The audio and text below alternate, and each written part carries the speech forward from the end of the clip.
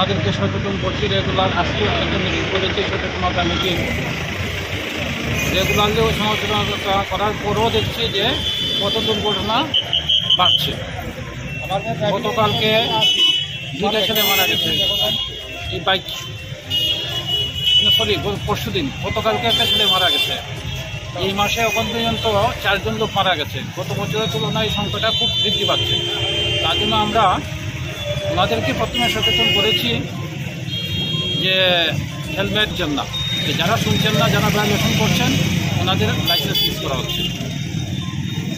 এখনো পর্যন্ত যতগুলো অ্যাক্সিডেন্টে মারা গেছেন ম্যাক্সিমামে দেখা যাচ্ছে বিনা, তাই আমরা হেলমেটের উপর বেশি গুরুত্ব দিচ্ছি।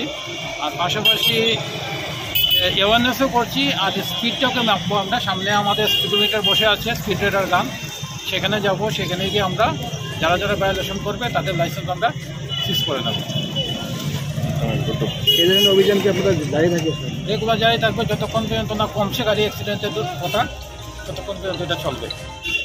স্যার একদম কোনো ডিমান্ড না দিয়ে প্রকাশ্যে চলে রাস্তা দিয়ে হঠাৎ করে, তার জন্য স্যার অনেক সময় অনেকখানি অ্যাক্সিডেন্ট হয়ে যায়।